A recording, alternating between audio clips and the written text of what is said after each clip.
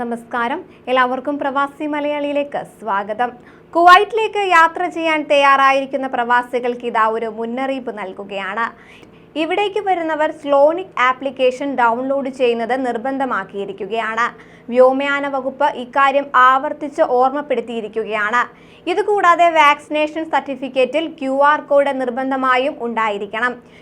QR code read ചെയ്യുന്നില്ലെങ്കിൽ സ്ക്രീനിൽ കാണുന്ന ആരോഗ്യ മന്ത്രാലയത്തിന്റെ വെബ് ലിങ്കിൽ സർട്ടിഫിക്കറ്റ് അപ്ലോഡ് ചെയ്ത് അംഗീകാരം നേടണമെന്നും അധികൃതർ മുന്നറിയിപ്പ് നൽകിയിരിക്കുകയാണ്.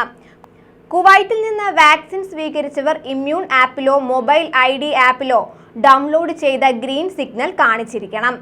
അതേസമയം കുവൈറ്റിലേക്കുള്ള ഭീമമായ ടിക്കറ്റ് നിരക്ക് വരും ദിവസങ്ങളിൽ കുറയുമെന്ന ഉറപ്പിന് ശേഷവും സ്ഥിതിയിൽ മാറ്റമില്ലാതെ തുടരുകയാണ്. സെപ്റ്റംബർ 21 വരെ വിവിധ വിമാന കമ്പനികളുടെ ടിക്കറ്റ് നിരക്ക് 1 ലക്ഷത്തിനും 1.5 ലക്ഷത്തിനും ഇടയിൽ തന്നെയാണ്. ടിക്കറ്റ് നിരക്ക് കുറയുമെന്നും ആശങ്ക വേണ്ടെന്നുമായിരുന്നു കേന്ദ്ര വിദേശകാര്യ സഹമന്ത്രി V മുരളീധരൻ വിശദീകരിച്ചത്. ഇന്നത്തെ ജസീറ എയർലൈൻസിലേക്കുള്ള ടിക്കറ്റ് നിരക്ക് 1,43,633 രൂപയാണ്. ഇൻഡിഗോ എയർലൈൻസിൽ 1,32,886 രൂപയാണ്.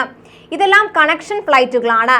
നേരിട്ട് പോകുന്ന കുവൈറ്റ് എയർലൈൻസിന്റെ നിരക്ക് 1,47,931 രൂപ. കോഴിക്കോട് നിന്നും തിരുവനന്തപുരത്ത് നിന്നും പോകുന്ന വിമാനങ്ങൾക്കും ടിക്കറ്റ് നിരക്കിൽ ഇതിൽ തന്നെ 1000-ന്റെയും 2000-ന്റെയും വ്യത്യാസമേ ഉള്ളൂ. അമിത ടിക്കറ്റ് നിരക്ക് മൂലം കുവൈറ്റിലേക്ക് എത്താൻ കഴിയാത്ത 50,000-ലേറെ മലയാളികളാണ് നാട്ടിലിപ്പോൾ കുടുങ്ങിക്കിടക്കുന്നത്. പലരുടെയും വിസ കാലാവധി അവസാനിക്കാൻ ഇനി ദിവസങ്ങൾ മാത്രമേ ബാക്കിയുള്ളൂ. അതിനാൽ ഇത്ര ഭീമമായ നിരക്ക് താങ്ങാനാകില്ലെന്നാണ് പലരും പറയുന്നത്. ഇന്ത്യയിൽ നിന്ന് 7,500 പേർക്ക് മാത്രമാണ് പ്രതിദിനം കുവൈറ്റിലേക്ക് എത്താൻ അനുമതിയുള്ളത്. കുവൈറ്റിലേക്കുള്ള വിമാനങ്ങളുടെ എണ്ണം വർദ്ധിപ്പിക്കാൻ കേന്ദ്ര സംസ്ഥാന സർക്കാരുകളുടെ അടിയന്തര ഇടപെടൽ ഉണ്ടാകണമെന്നാണ് പ്രവാസികൾ ആവശ്യപ്പെടുന്നത്. കുവൈറ്റിലേക്കുള്ള വിമാനങ്ങളുടെ എണ്ണം വർദ്ധിപ്പിക്കാൻ കേന്ദ്ര സംസ്ഥാന സർക്കാരുകളുടെ അടിയന്തര ഇടപെടൽ ഉണ്ടാകണമെന്നാണ് പ്രവാസികൾ ആവശ്യപ്പെടുന്നത്. കൂടുതൽ വാർത്തകൾക്കായി ഈ ചാനൽ സബ്സ്ക്രൈബ് ചെയ്യുക.